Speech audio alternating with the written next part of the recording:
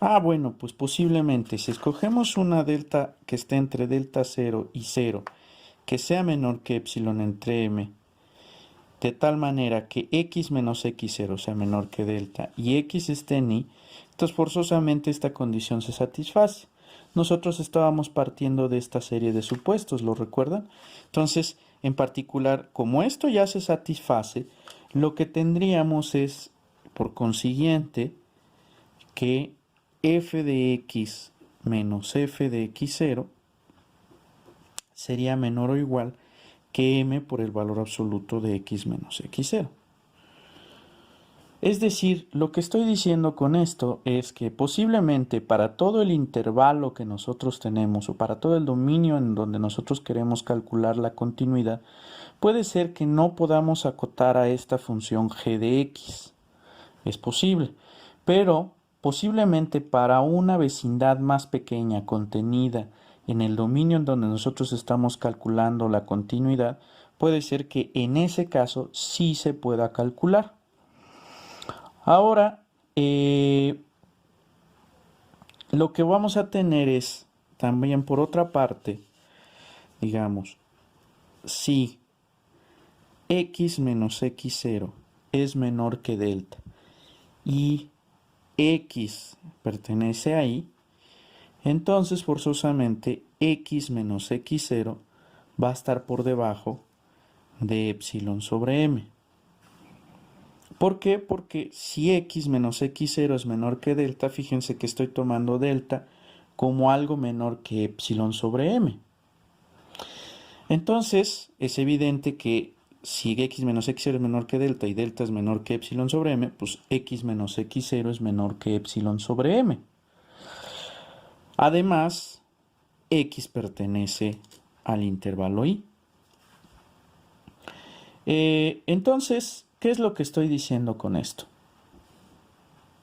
Eso implicaría que m por x menos x0 sería menor que epsilon.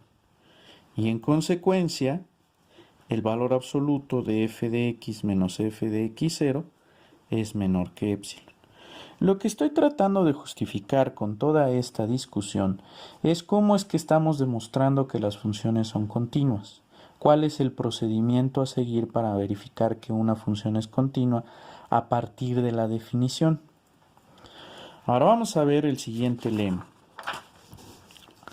Este lema es muy útil al momento de calcular, al momento de hacer demostraciones de continuidad. Entonces, considérense una función que está definida en un subconjunto de los números reales, obviamente real valuada. Supongamos que f es continua en un punto x0 que pertenece al conjunto. Entonces, para cada, digamos, epsilon 0 mayor que 0, vamos a decir que existe una delta mayor que 0, tal que si x está en A y x pertenece a la vecindad centrada en x0 de radio delta, entonces el valor absoluto de f de x0 menos epsilon 0 es menor que el valor absoluto de f de x y este es menor que el valor absoluto de f de x0 más epsilon 0. Este es un lema muy importante porque nos va a permitir calcular cotas cuando estemos tratando de demostrar que una función es continua. Entonces vamos a hacer la demostración de este hecho. Demostración. Entonces, como f es continua en x0, entonces para epsilon 0 mayor que 0, existe justamente una delta mayor que 0, eso es de la definición, tal que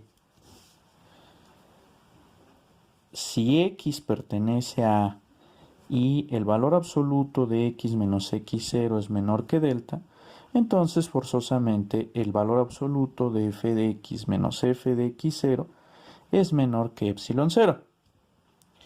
Entonces recordemos lo siguiente, la desigualdad del triángulo nos dice justamente que el valor absoluto de f de x menos el valor absoluto de f de x0 es menor o igual que el valor absoluto de f de x menos f de x0. Justamente de esta desigualdad se sigue, como esto es menor que epsilon 0, se sigue entonces que el valor absoluto de f de x es menor estricto que epsilon 0. Lo que estoy haciendo es dejar solita f de x. Voy a despejar, pues voy a sumar f de x0 en valor absoluto. Con lo cual obtenemos la primera parte de la desigualdad. Pero también sabemos que el valor absoluto de f de x0 menos el valor absoluto de f de x por la misma desigualdad del triángulo es menor o igual que f de x menos f de x0 en valor absoluto. Y esto recordemos que es menor que epsilon 0. Entonces, pues tenemos esta parte, con esta parte despejamos a f de x0 y esto me queda valor absoluto de f de x0 menos epsilon 0, voy a pasar esto de este lado, menor estricto que el valor absoluto de f de x. Con lo cual obtenemos esta parte de la desigualdad, lo cual termina la prueba de lema. Entonces, este lema es muy importante porque nos permite calcular justamente cotas. Vamos a ver un ejemplo. Tomemos lo siguiente. Ejemplo. Consideremos la siguiente función. F de x que sea 1 entre x. Entonces, vamos a verificar. El dominio de esta función es justamente menos infinito 0, unión 0, infinito. Es decir, todos los números reales salvo el 0. Entonces voy a considerar un punto x0 que pertenezca al dominio. Entonces voy a demostrar que esta función es continua para todo punto de su dominio.